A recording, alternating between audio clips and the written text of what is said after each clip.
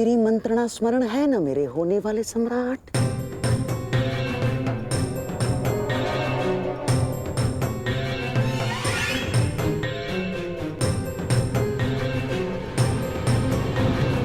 आज का दिन युद्ध भूमि में हमारे लिए दुर्भाग्यपूर्ण था।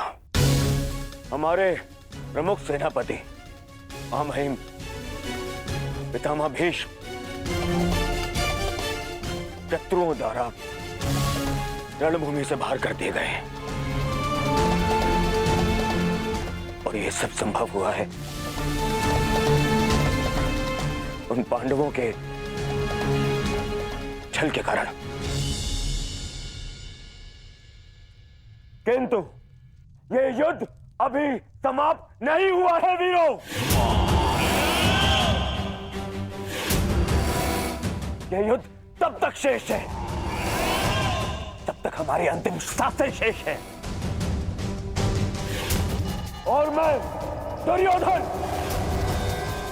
ये वचन लेता हूं कि मैं इस छल का प्रतिशोध लूंगा, अवश्य लूंगा।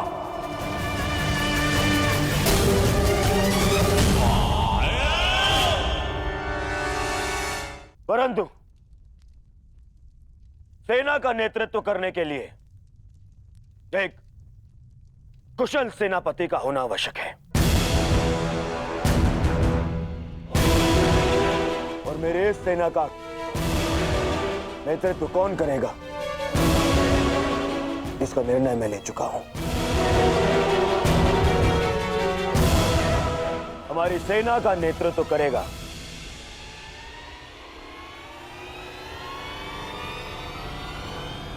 मेरा मित्र अंगराज कर्ण।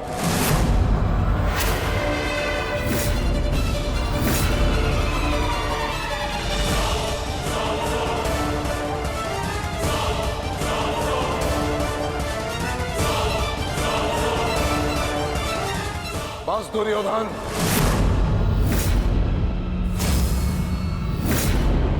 यह मेरा अपमान है और यह मत भूलो कि मैं तुम्हारा गुरुदेव हूं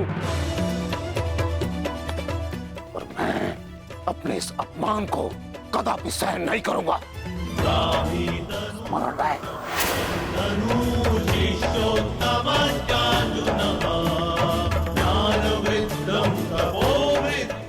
आज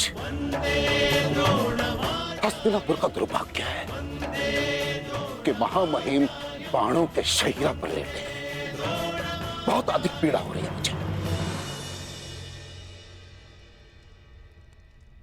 मुझे हस्तिनापुर लाया गया महामहिम द्वारा और किसी का द्वारा नहीं। और यदि महामहिम ने इस सूत पुत्र को अपने सेना में भाग लेने नहीं दिया तो मैं इस सूत पुत्र के अधीन रहकर इसके नेतृत्व में युद्ध कैसे कर सकता हूं। इसी कारण मैंने निर्णय लिया है कि मैं और अश्वत्थामा आज अभी और इस क्षण से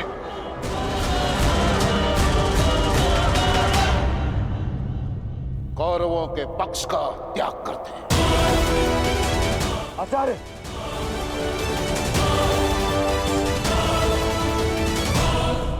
क्षमा करें पिताश्री, किंतु कर्ण के अधीन रहकर मुझे युद्ध लड़ना है या नहीं, यह निर्णय आपका नहीं मेरा।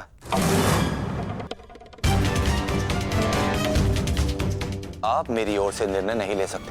बस, अपने पिता और आचार्य से विवाद करने की अनुमति ना तो धर्म देता है और ना ही तुम्हारे भीतर का योद्धा। और एक योद्धा भी किस पक्ष से युद्ध करेगा, इसका निर्णय ना तो उसके आचार्य लेंगे और ना ही उसके पिताश्री।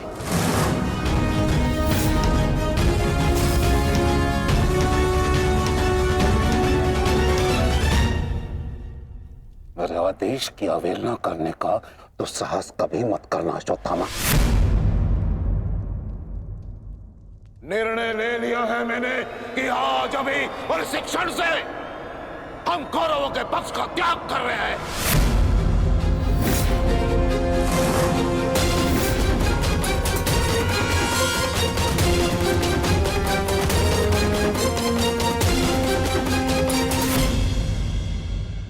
निर्णय ले लिया है मैंने कि आज अभी और इस क्षण से हम कौरवों के पक्ष का त्याग कर रहे हैं।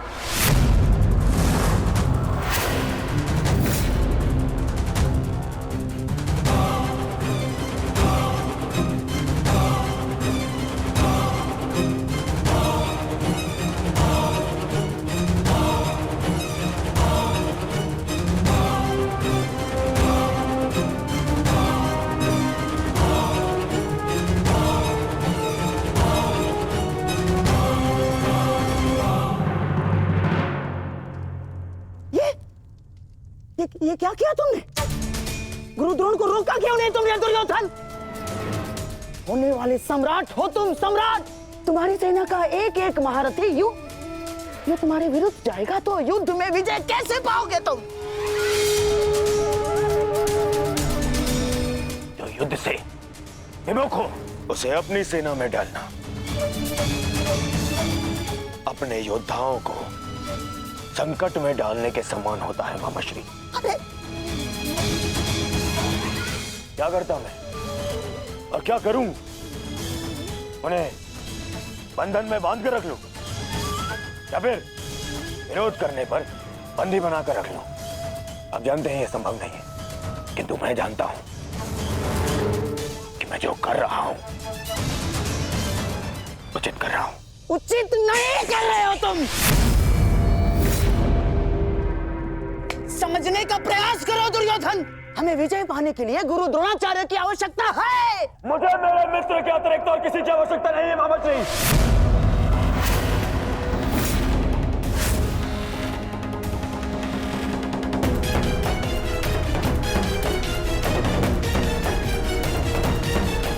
आओ सेनापति कर्ण,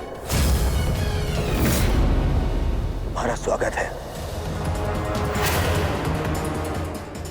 बताओ हम सबको कल के लिए हमारी क्या व्यू रचना रहेगी? मित्र, गांधार नरेश उचित कह रहे हैं। इस युद्ध को जीतने के लिए हमें गुरु द्रोण की आवश्यकता है। हाँ, देखो समझाओ इसे, समझाओ इसे। व्यू रचने में उनसे अधिक श्रेष्ठ और कोई नहीं, और पितामह के पश्चात केवल गुरु द्रोण हैं जो सभी पांडवों की दुर्बलता जानते हैं। इसलिए उनका हमारे पक्ष में होना बहुत आवश्यक है मित्र,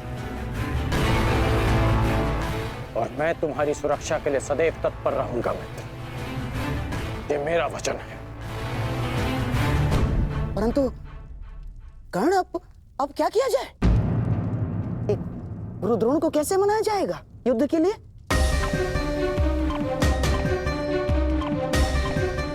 मेरे पास उपाय है। हाँ, कैसा उपाय अंगराज? गुरु द्रोण कल युद्ध में प्रस्तुत रहेंगे।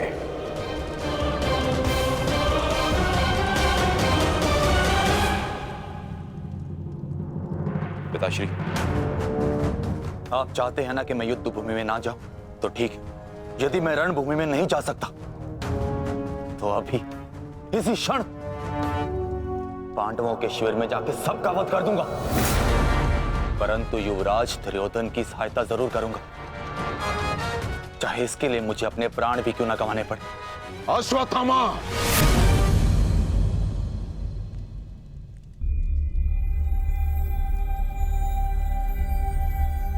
बात को समझने का प्रयत्न करो। तुम दुर्योधन की कोई मदद नहीं कर सकते, उल्टे तुम अपने प्राण संकट में डाल लोगे, और इसी कारण मैं नहीं चाहता कि तुम इस युद्ध में भाग लो, क्योंकि मैं तुम्हें इस प्रकार खोना नहीं चाहता। अब मैं कोई बालक नहीं हूं पिताश्री, अपने निर्णय स्वयं लेना चाहता और ऐसा करने में मैं सक्षम भी हूं। प्रणिपात।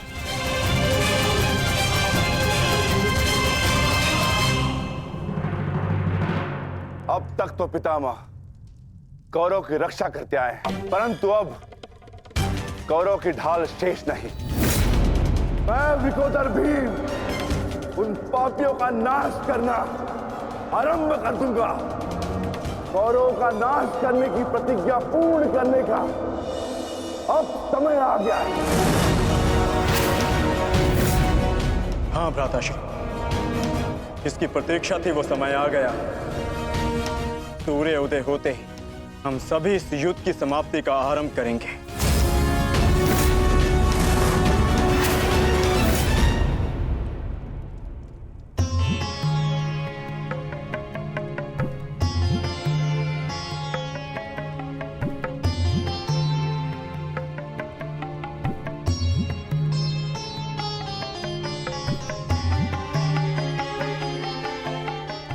आइए महाराज, अच्छा हुआ आप आ गए। मेरा स्वयं ही आपसे बात करने का मन हो रहा था। जब से ये युद्ध आरंभ हुआ है गांधारी, तुम इन दीपकों का विशेष ध्यान रख रही हो, परंतु क्यों? मेरे सभी पुत्र उस युद्ध में गए हैं महाराज, और इसीलिए मैंने इन 100 दीपकों को अपने 100 पुत्रों की लंबी आयु की प्रार्थना के लिए जलाया है। अब ये 100 दीपक मेरे 100 पुत्रों की आयु का एकमात्र सहारा है। कहीं इन दीपकों को संभालते संभालते तुम अपने हाथ न जला लेना गांधारी। नहीं महाराज, जब एक माता अपने शिशु को जन्म देती है तो उसे अपने आप ही ज्ञात होता है कि उसका शिशु क्यों रो रहा है। एक पुत्र को कभी अपनी माता को अपने रुदन का कारण बताने की आवश्यकता नहीं होती।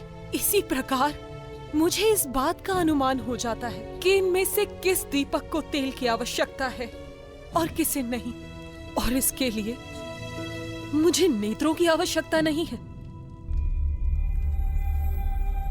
तो पूछो अपने इन दीपकों से कि मेरे पुत्रों की रक्षा कौन करेगा? कौन? मैंने अभी भी आशा नहीं छोड़ी है महाराज। तात श्री के पश्चात द्रोणाचार्य हमारे पुत्रों की रक्षा करने में सक्षम है।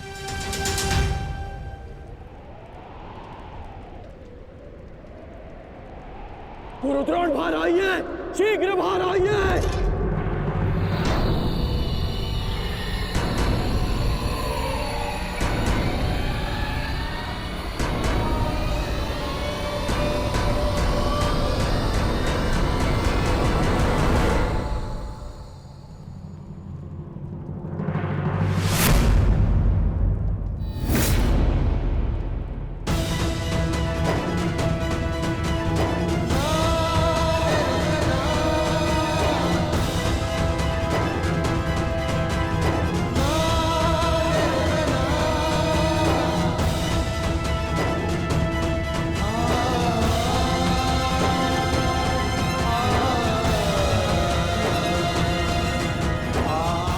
अश्वत्थामा,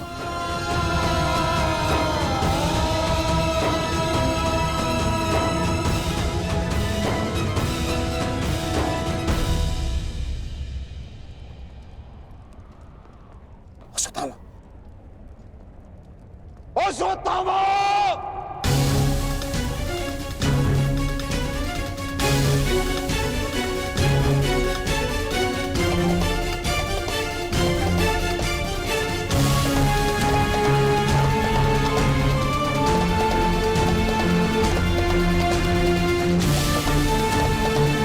किसने किया ये सब? उत्तर दो मुझे, किसने किया? पांडव।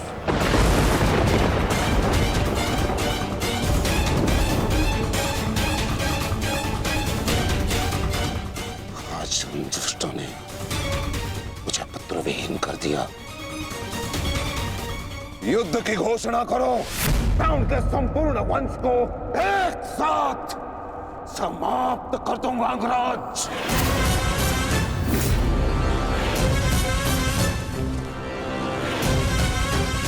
अपने पुत्र के हथियारों से मैं प्रतिशोध लूंगा, प्रतिशोध लूंगा। मैं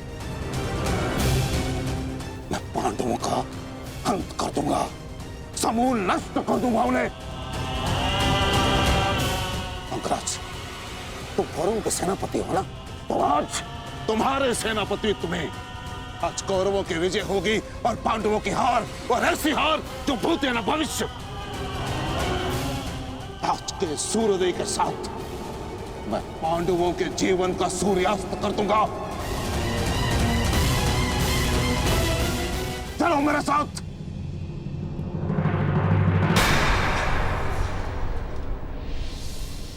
अब किस बात की प्रतीक्षा है अंगराज? सूर्योदय होने वाला है, चलो मेरे साथ। परंतु आप तो एक सूत पुत्र के अधीन युद्ध में भाग नहीं लेना चाहते थे आचार्य।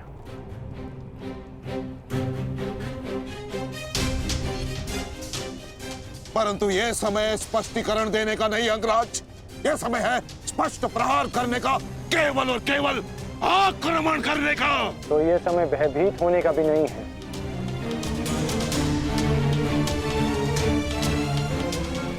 घुमा फिरा के बातें मत करो अंगराज, जो कहना है स्पष्ट रूप से कहो। कहना क्या चाहते हो तुम? सत्य कहना चाहता हूं आचार्य। आपने ये युद्ध मेरे सूत पुत्र होने के कारण नहीं छोड़ा था।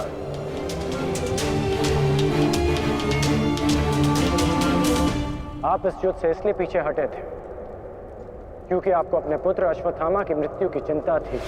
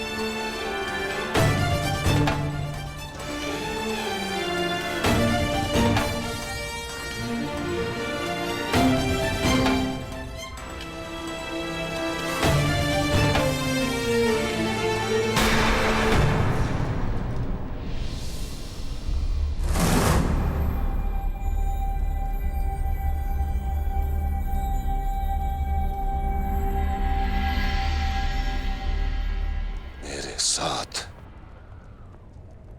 उपहास किया तुमने। उत्तर दो।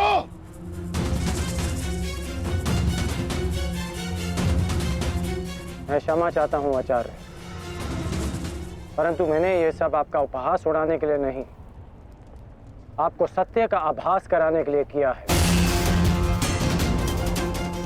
मैं केवल उस योद्धा को चिंता के भंवर से निकालना चाहता था जिसकी इस समय कौरव सेना को सबसे अधिक आवश्यकता है।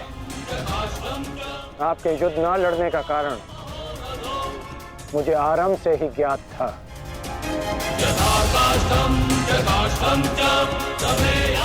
पुत्र खो देने की पीड़ा से मैं भली भांति अवगत हूं, परंतु इसका अर्थ ये नहीं कि एक योद्धा अपना कर्तव्य निभाना भूल जाए। जो आक्रोश आपने अभी दिखाया, यदि वही आक्रोश आप युद्ध भूमि में रखेंगे तो ये मेरा विश्वास है कि आप कौरव सेना और अपने पुत्र को सदैव सुरक्षित रख पाएंगे।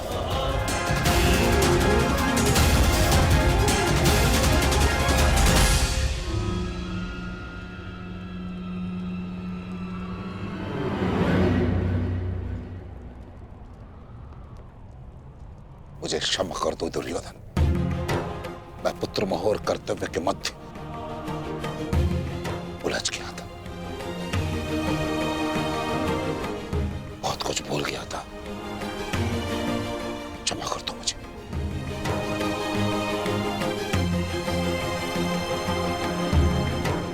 गुरु द्रोण, आप सेनापतित्व स्वीकार कर कौरवों की जीत सुनिश्चित करें और आपके पुत्र की सुरक्षा मैं सुनिश्चित करूंगा। ये मेरा वचन है कि जब तक मैं जीवित हूं, मृत्यु अश्वत्थामा के निकट भी नहीं आएगी।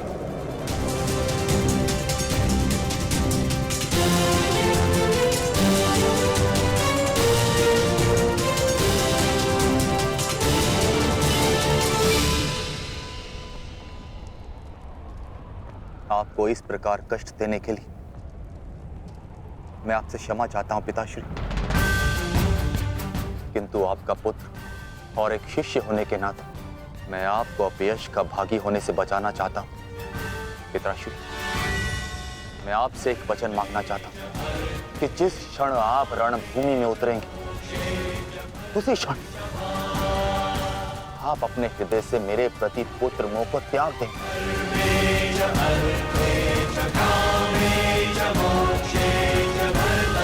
और पूर्ण रूप से युद्ध को समर्पित हो जाएंगे। वचन दीजिए पिताश्री, मुझे वचन दीजिए।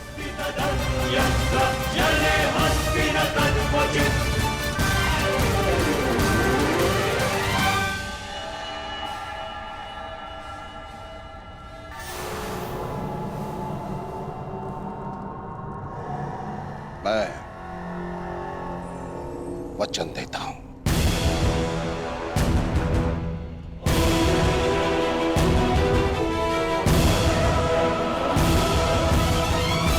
मैं वचन देता हूं।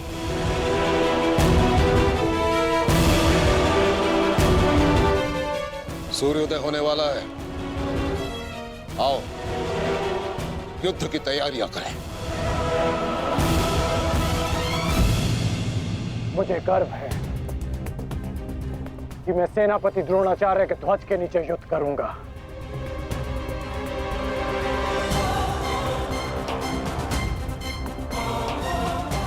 मैंने तुम्हें पहले भी कहा है मित्र, मुझे तुम पर पूर्ण विश्वास है। तुम्हारा हर एक निर्णय मेरे ही हित में होगा।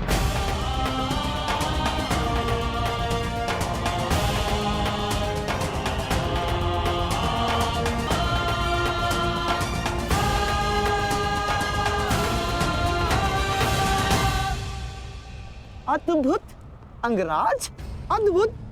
आप तो कुशल नीतिकार निकले। नहीं, मेरा मित्र नीतिकार नहीं है, वो तो एक कुशल संचालक है, एक कुशल सेनापति है। कर्ण, मैं आज बहुत प्रसन्न हूं और गर्व का अनुभव कर रहा हूं कि तुम मेरी ओर से युद्ध लड़ रहे हो।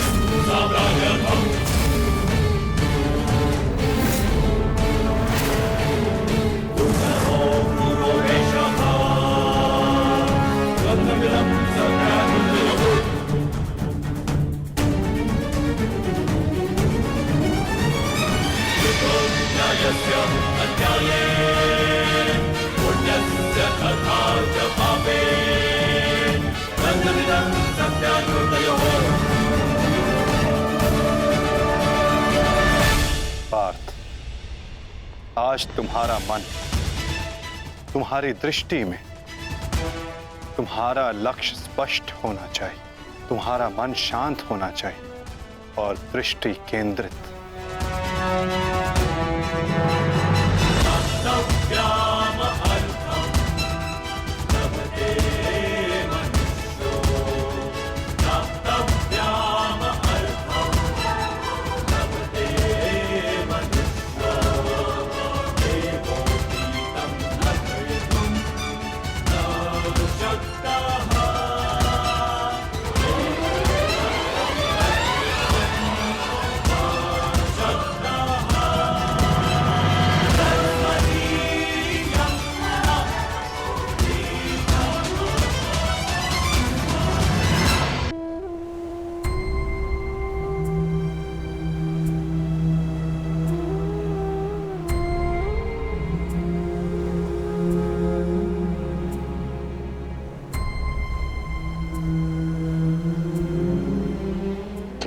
मुझसे कुछ मांगने आई हो सुप्रिया?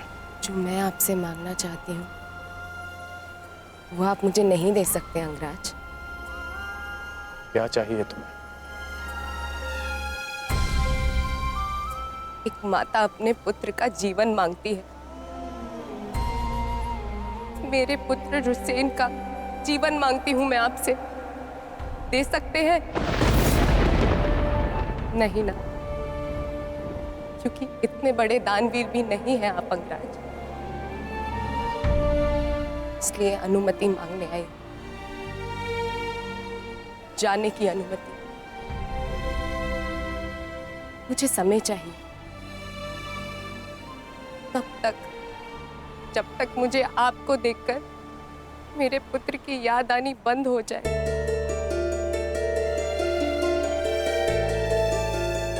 ठीक है,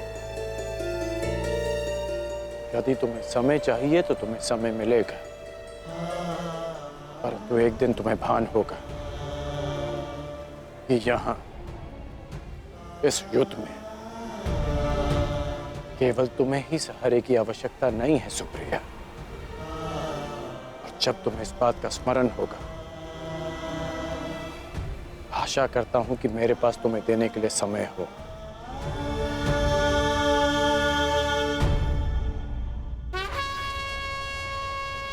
युद्ध का 11वां दिन।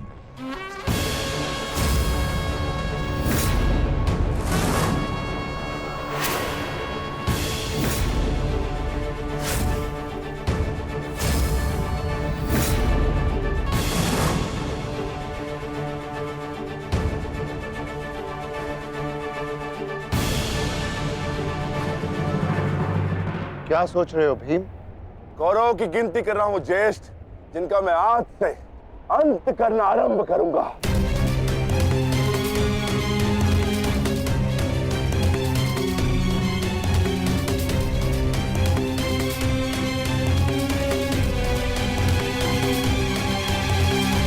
कौन कहाँ है? आचार्य द्रोण, युद्ध आरंभ होने वाला है, परंतु मित्र कर्ण कहाँ रह गया? कहाँ है वो?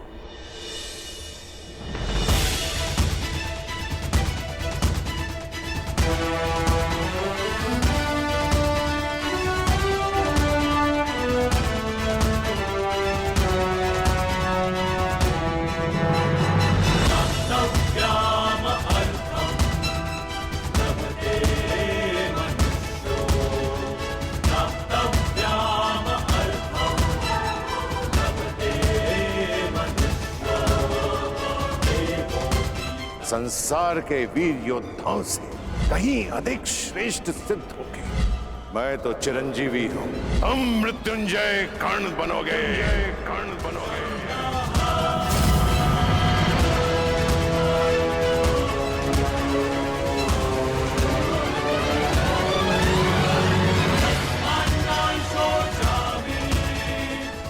कल से यह रणभूमि तुम्हारे सामर्थ्य और पराक्रम की साक्षी बनेगी। मृत्यु यार, यदि तू आने को प्रसन्न मुख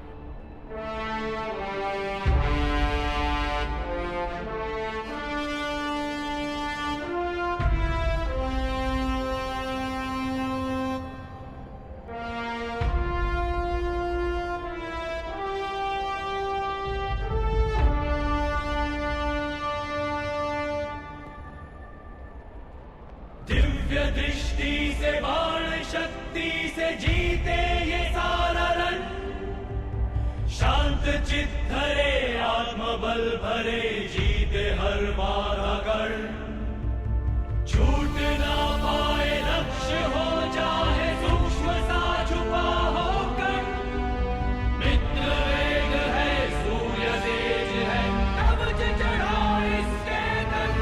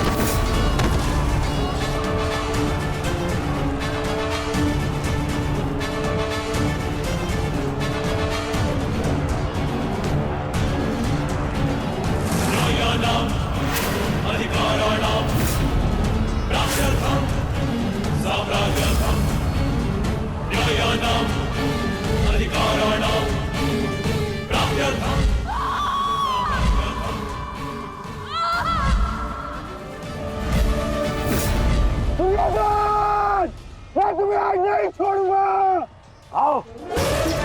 नकुल, व्यू का घेरा मत तोड़ाओ। ठहरो नकुल, ठहरो। सहदेव, हमें नकुल की सहायता के लिए उसके पीछे जाना होगा अभी।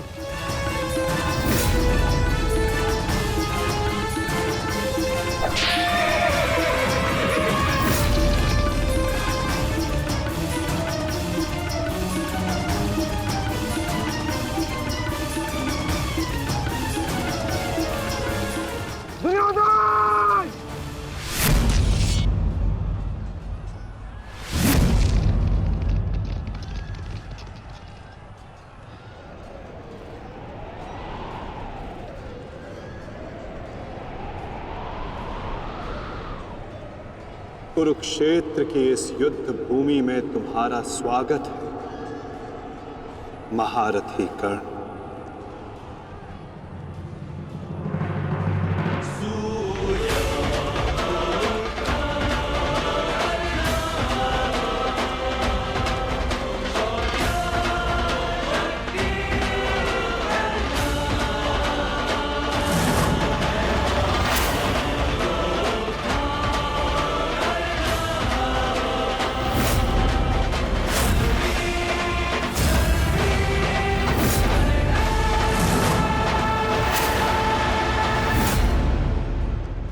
मेरा मित्र आ गया।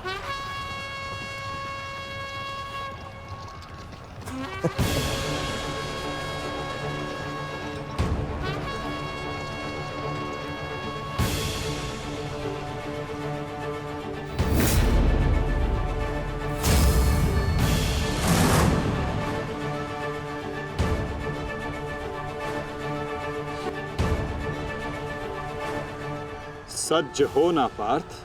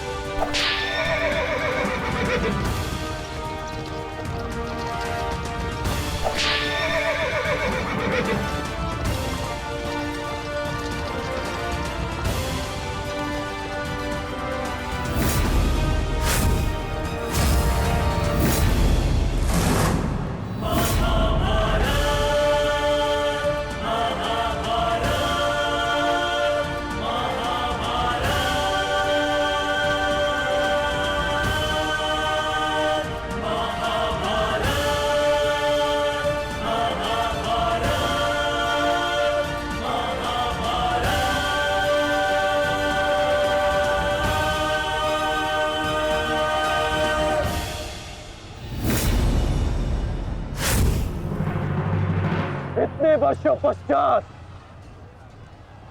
वो समय आ गया जिसकी मुझे प्रतीक्षा थी। और मेरे लिए ये दूसरा अवसर है। विराट में मैं तुम्हें परास्त कर चुका हूं, आज पुनः इस कुरुक्षेत्र में परास्त करूंगा। नहीं अर्जुन, इस कुरुक्षेत्र में इस युद्ध का केवल एक ही परिणाम होगा। हम दोनों में से किसी एक की मृत्यु।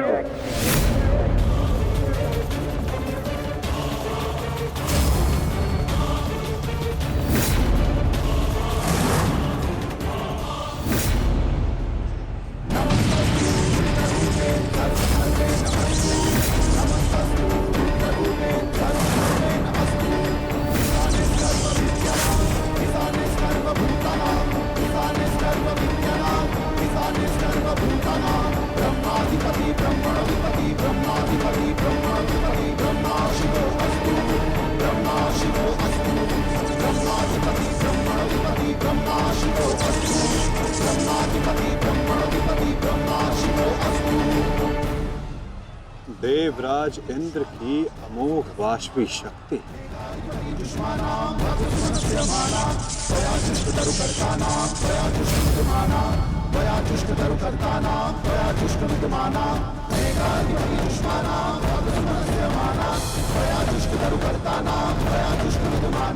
आज तुम्हारे लिए अत्यंत भाग्यशाली दिन है अर्जुन,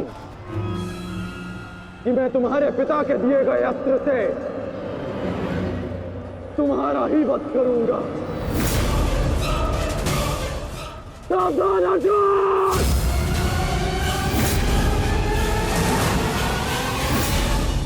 यदि मैं चाहूं तो इसी क्षण तुम्हारा अंत कर सकता हूं, परंतु मैं ऐसा नहीं करूंगा।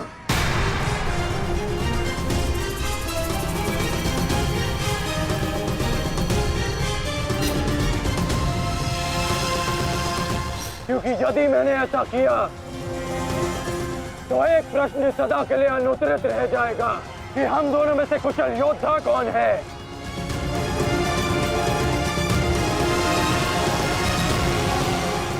किस प्रश्न की बात कर रहे हो अंगराज? यदि मैं इंद्रदेव के दिए गए अस्त्र से अर्जुन का वध कर देता हूं तो सभी ये कहेंगे कि मैं अर्जुन से द्वंद्व करने में भयभीत हो गया, इसलिए मैंने युद्ध के आरंभ में ही इस अस्त्र का प्रयोग किया। अर्जुन, तुम्हें स्मरण है ना कि मैंने तुमसे क्या कहा था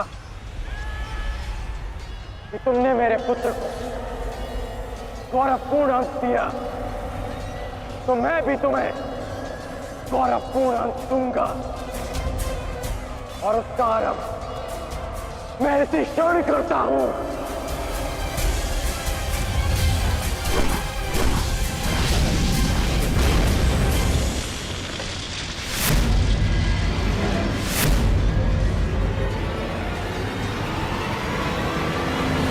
तुम्हें जिस अस्त्र का प्रयोग मुझ पर करना है तुम कर सकते हो कर्ण, क्योंकि मुझे स्वयं के सामर्थ्य पर पूर्ण विश्वास है। आज मैं सिद्ध कर दूंगा कि मैं तुमसे अधिक कुशल योद्धा हूं। शीघ्र ही यह सिद्ध हो जाएगा कि कौन अधिक कुशल है।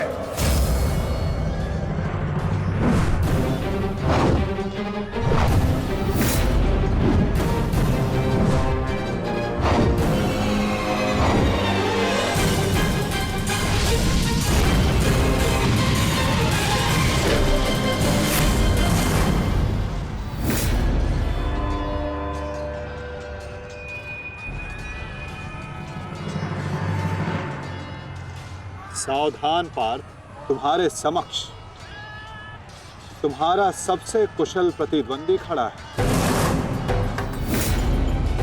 गंगा पुत्र केवल तुम्हारे प्रहारों को रोक रहे थे, परंतु कर्ण तुम पर प्रहार करेगा और तुम्हें उसके प्रहारों से सावधान रहना है। स्वयं को बचाना है पार्थ।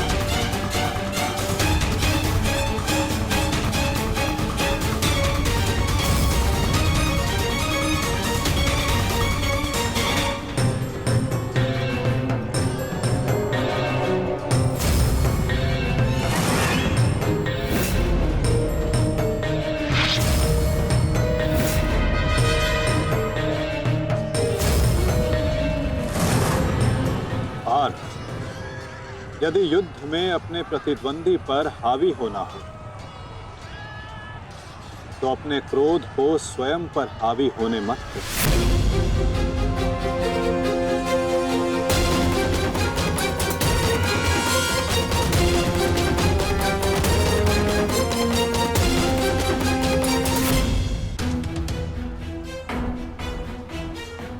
पिताश्री, आपके इस पुत्र को किसी दिव्य कवच की आवश्यकता नहीं है।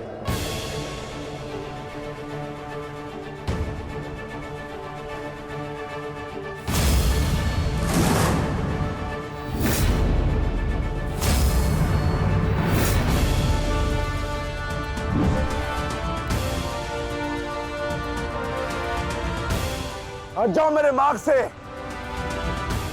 मेरा लक्ष्य वो 100 कौरव भाई है, तुम लोग नहीं।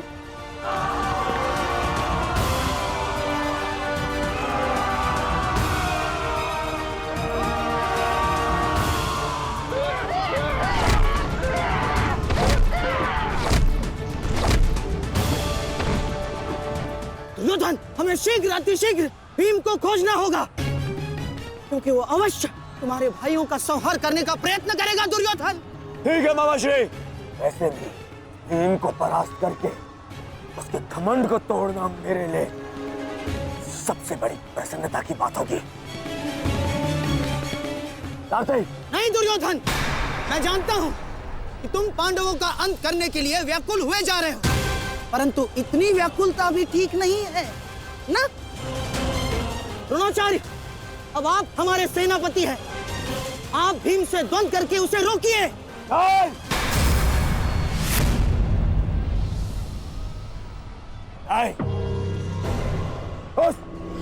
उस भीम के लिए मैं ही पर्याप्त हूं और किसी को उसके लिए जाने की आवश्यकता नहीं है।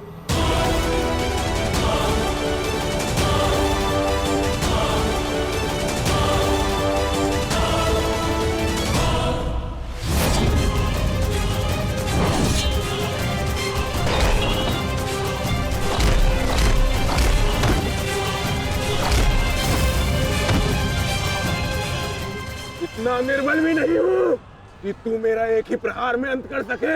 तुम्हें ऐसा लगता है कि मैं तुमसे अधिक शक्तिशाली हूँ? तो जाओ, जाकर अपने भाइयों को अपने मृत्यु के लिए आमंत्रित करो। जाओ।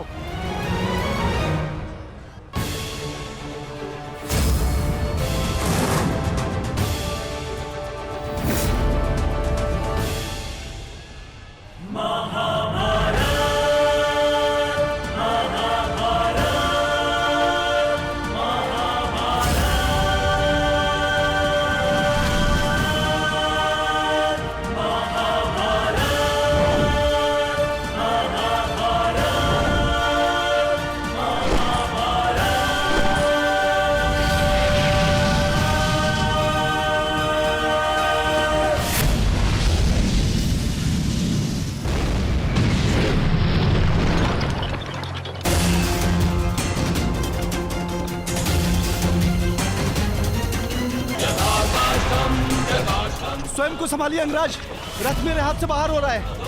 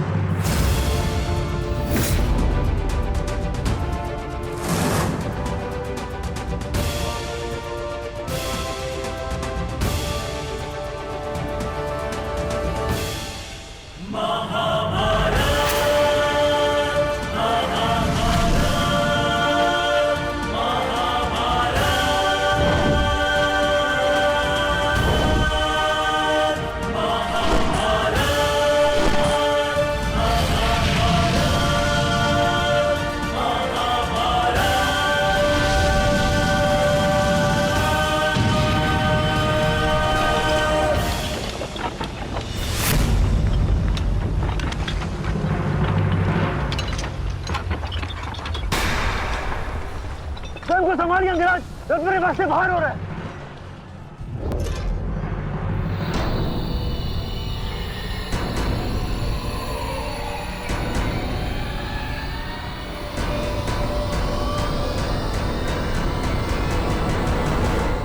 आदेश करें अंगराज। जब परिस्थिति पीछे ढकेले तो मनुष्य को आगे बढ़ परिस्थिति को पीछे ढकेल देना चाहिए।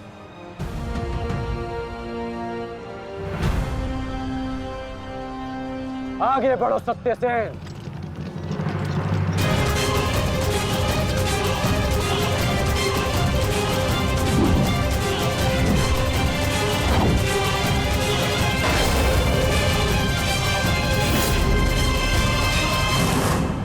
पिछली बार वो भाग्यशाली निकला, और परंतु हर बार उसका भाग्य उसका साथ नहीं देगा।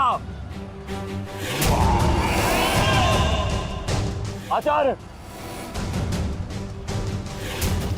मैं जाके उस भीम को संभालता हूं।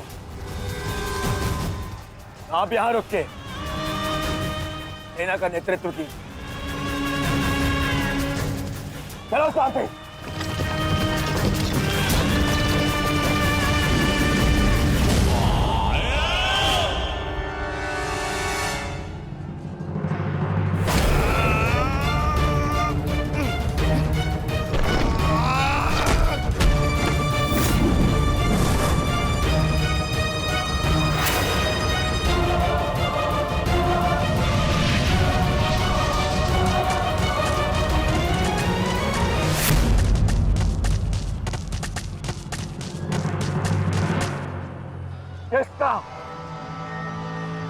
किसका इतना दुस्साहस? मेरा युवराज दुर्योधन का रथ रोके। बोलो किसका? ये साहस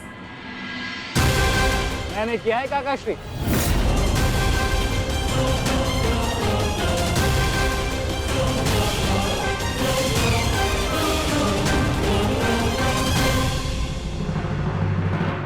अब बताओ गदाधारी भीम, हम पांचों के साथ युद्ध करने में तुम्हें कहीं भय तो नहीं लग रहा है? भय और भीम को तुम कौरव भाइयों से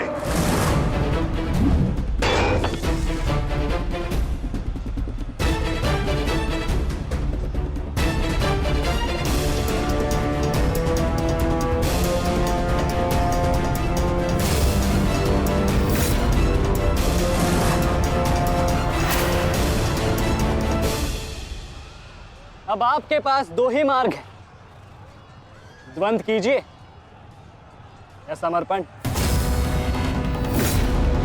जाओ बालक, जाओ जाओ, जाके कहीं और खेलो। मैं दुर्योधन हूं, दुर्योधन।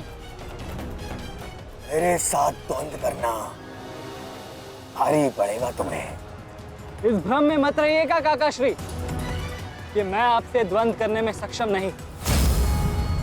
बालक अवश्य, परंतु एक योद्धा भी हूं।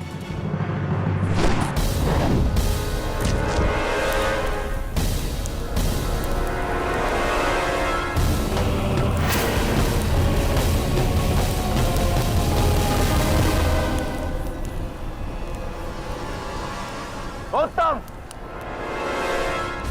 अति उत्तम अभिमन्यु।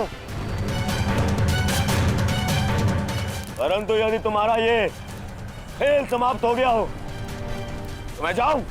क्या है ना, बहुत ही महत्वपूर्ण द्वंद्व करने जाना है मुझे। तुम्हारे लिए समय नहीं है मेरे पास अलग। परंतु द्वंद्व में आगे जाने का अब एक ही विकल्प है काकाश्री, कि आप मेरी चुनौती स्वीकार करें और मुझसे द्वंद्व करें।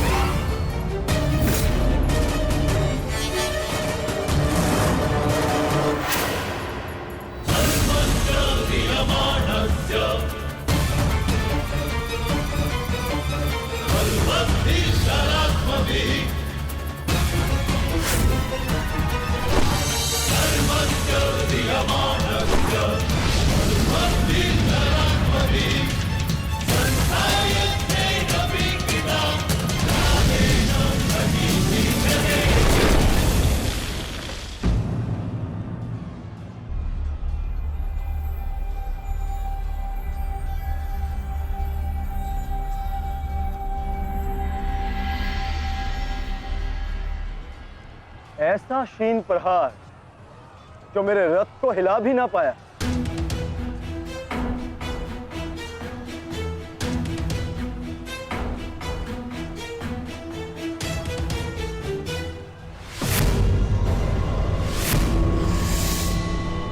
अच्छा,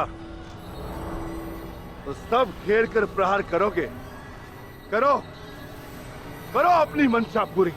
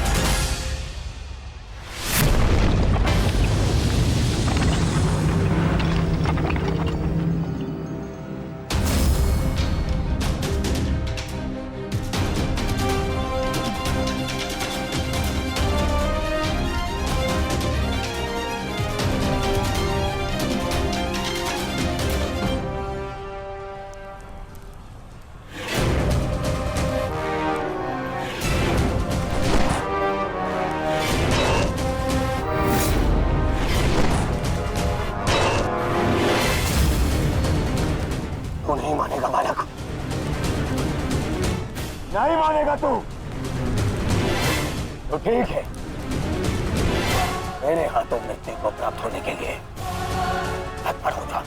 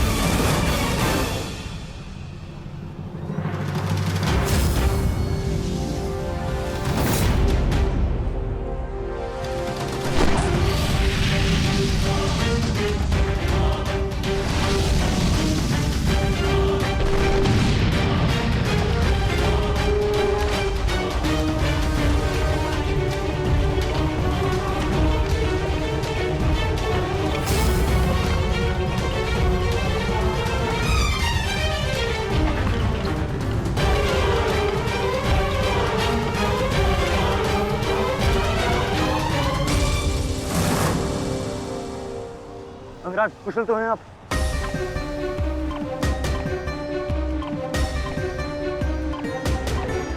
हाँ। परंतु अगर ऐसे ही चलता रहा तो शीघ्र ही अर्जुन हमें इस कुरुक्षेत्र से बाहर निकाल देगा। क्या करें अंगराज?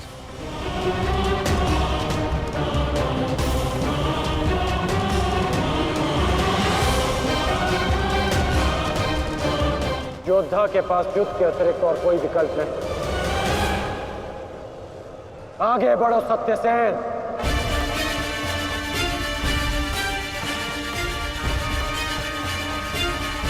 प्रतीत होता है माधव कि कर्ण को युद्ध भूमि से दूर रखने के लिए ये अस्त्र पर्याप्त होगा।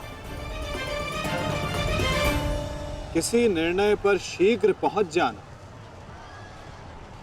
उचित नहीं होता पार्थ।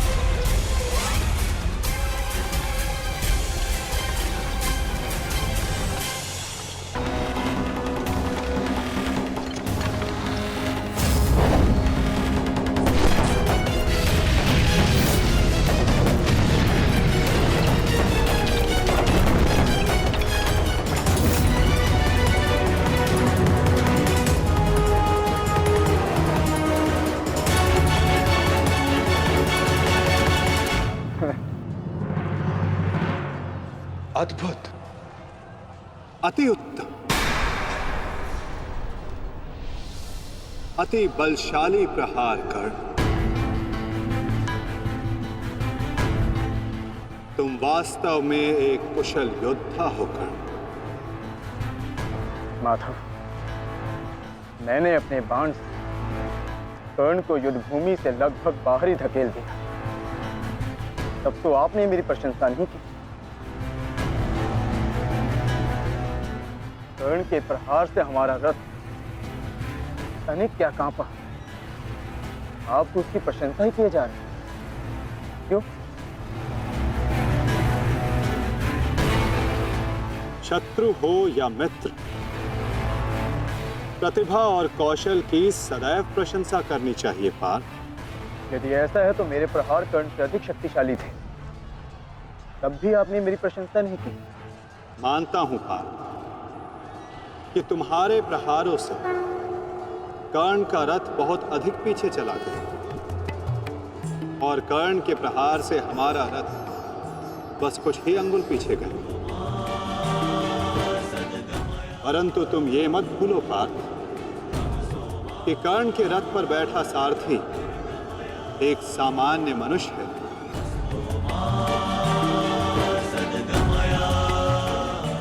और तुम्हारे इस रथ पर मैं विद्यमान, साक्षात बजरंग बली विराजमान है। संपूर्ण ब्रह्मांड का भार है